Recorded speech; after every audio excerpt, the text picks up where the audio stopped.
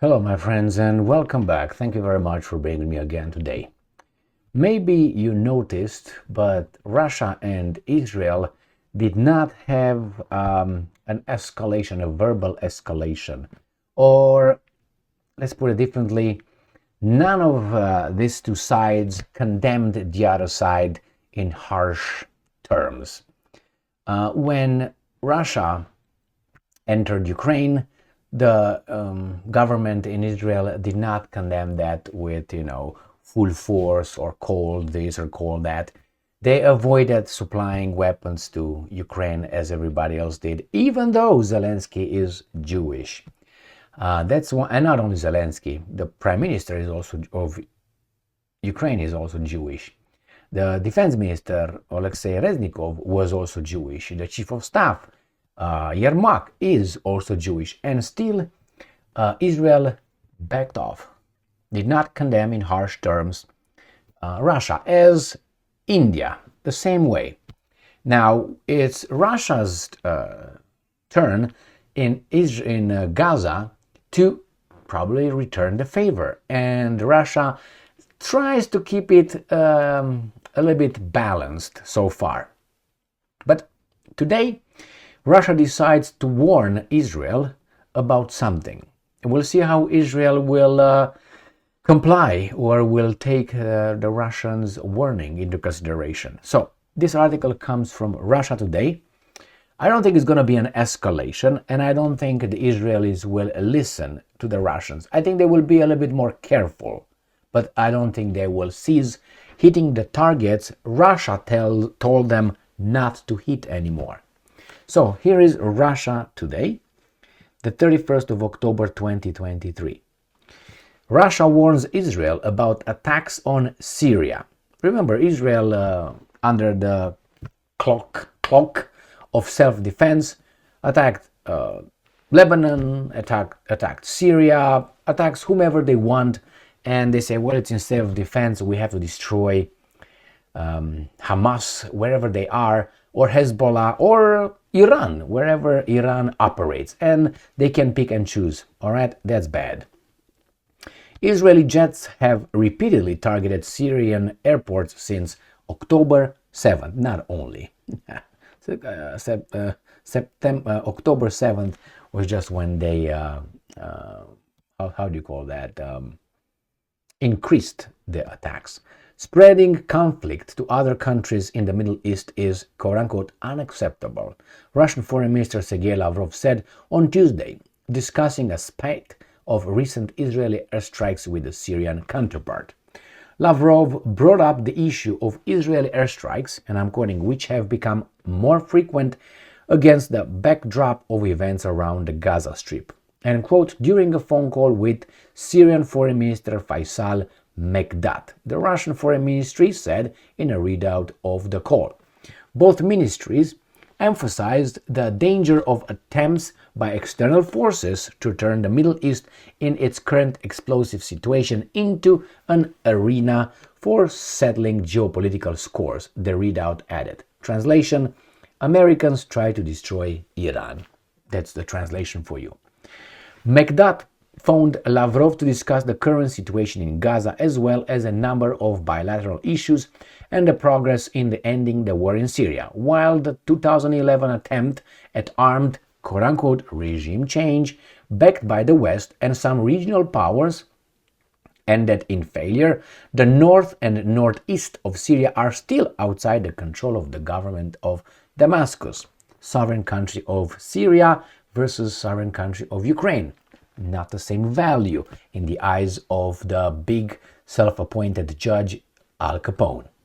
Since the Hamas incursion from Gaza on October 7, Israel has bombed Syria at least 3 times, repeatedly shutting down the airports in Aleppo and Damascus. One of the attacks was acknowledged by an Israeli ambassador to Germany, who said it was intended to disrupt, quote-unquote, weapons deliveries from Iran. Israeli Prime Minister Benjamin Netanyahu once acknowledged that there has been, quote-unquote, hundreds of strikes into Syria over the past decade, on the rare occasion when Israel Defense Forces IDF comment on the attacks. They claim to have acted in preemptive self-defense operations against Iran, accusing Tehran of supplying the Hezbollah militants. So if I feel that the neighbor might attack me, I'm going to just destroy his house preemptively, right? In self-defense, because I know they will attack me in the future.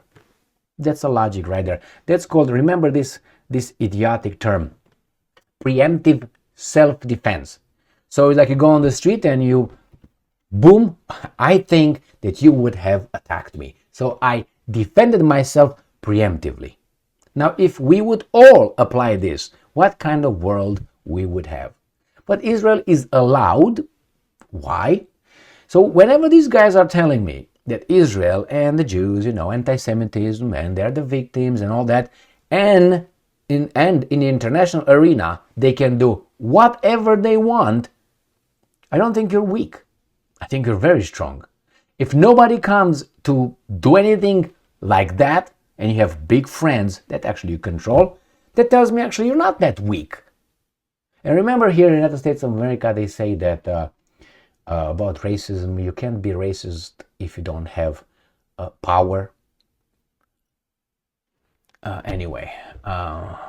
So what's going on here? So if you have power, you can be racist. If you don't have power, you can't be. So if Israel has power, that means he can be called blah, blah, blah. But if the people who don't have power, like, I don't know, the Palestinians, they, cannot be, anyway, too complicated to, do mental gymnastics and semantic gymnastics here. It hurts me to do that, to be honest with you. It hurts me. I feel like throwing up when I have to, instead of just saying the way I see it. But I can't do it, because if I do it, we are not going to meet for a week or two. Or maybe ever here. It's okay. They still allow us to function on other platforms. So, again, preemptive, right here, self-defense operations. Don't worry, it was not a surprise admission, all right? Netanyahu admitted. We knew it. We all knew it. So don't worry. It's acceptable to you because you're what? You're weak? No, not because of that. So, Damascus has repeatedly protested the raids as a violation of Syrian sovereignty, to no avail. Why is that? Imagine Romania would do that, or Hungary. Yeah, they would have sanctions and troops on their territory like this. Lavrov and Mekdad agreed on the need for an, and I'm quoting, immediate end to the bloodshed in Gaza and a solution to all the humanitarian problems created by the fighting. Let me give you an example how this thing we agree to it is. So they agreed that an end must occur. Remember, imagine you have a criminal who rapes a victim. And you're the police officer, or you're another bystander over there, and you intervene. And you say, hey, stop. And you agree with him that he will stop. But he's not stopping. But you agreed. He's continuing to doing what he's doing. The awful thing he's doing, but he agreed to stop. So this is where these guys are. The Israelis agreed. Yeah, we will stop. Yeah, we agreed we should stop. Yeah, we agree. But they don't stop. That means zero.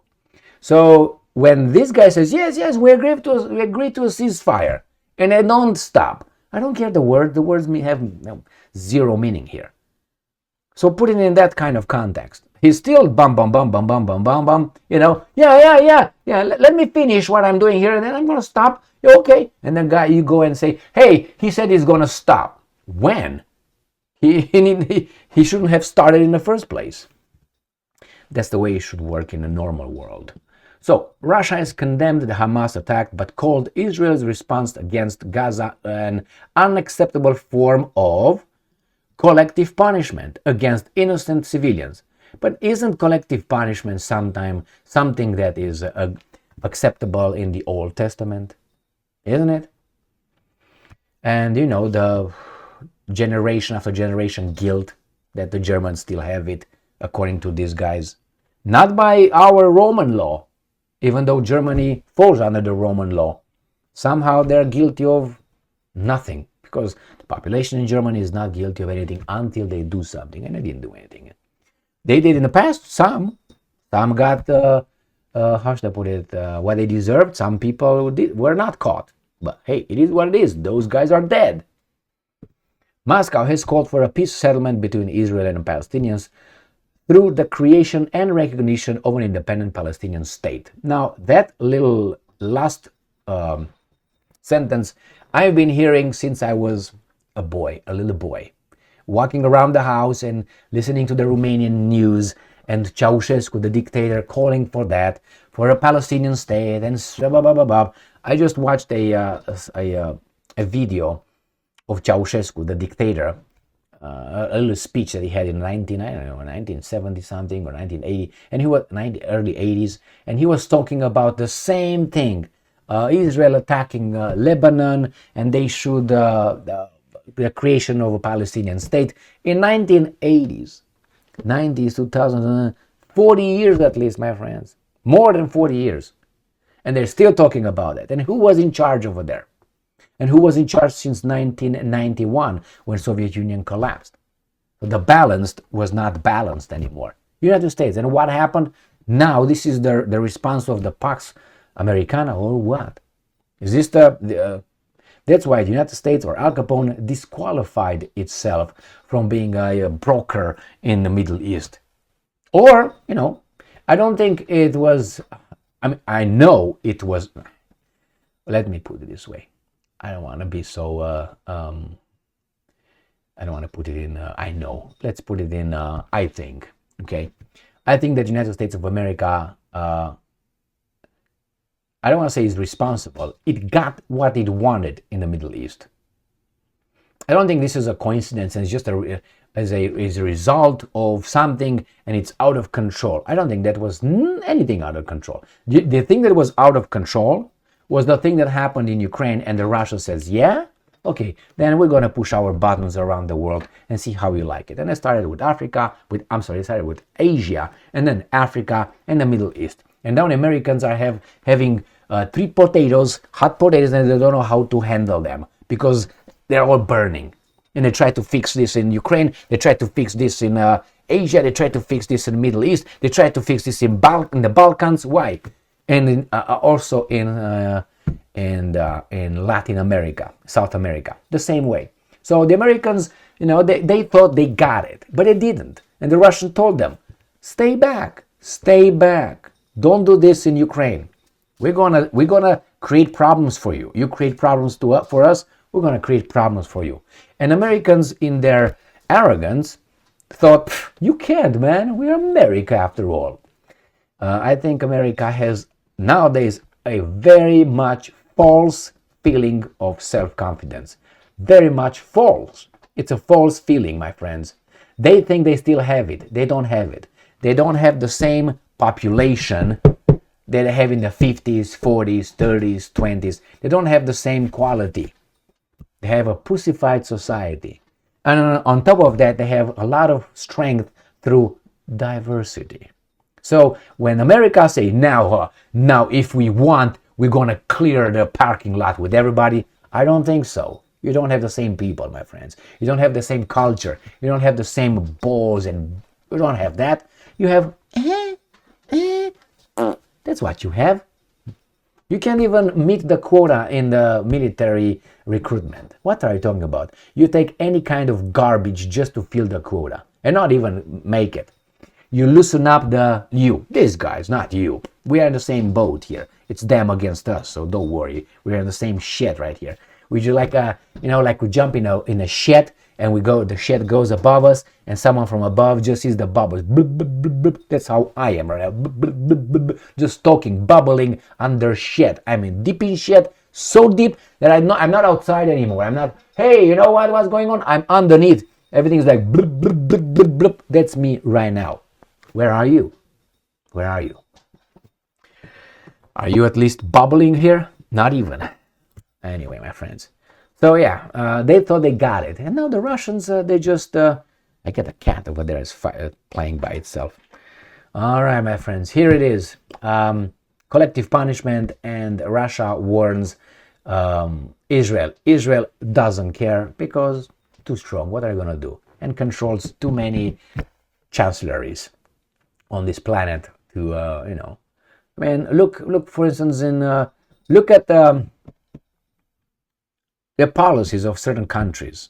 They act totally against their own interest, like Great Britain, Germany, United States of America, the Netherlands, in Israel, in this thing in Gaza. They act totally against everybody else. Isn't that strange? It's only the European countries that act that way. No African country acts, like these idiots. Or the Asian countries, or the South American countries. Only European countries. I wonder why. Well, maybe because not over there, but here, I can't freely speak because we live in the free world with free speech. Thank you very much for being with me again today. Stay strong, stay smart, look for the truth, and be just.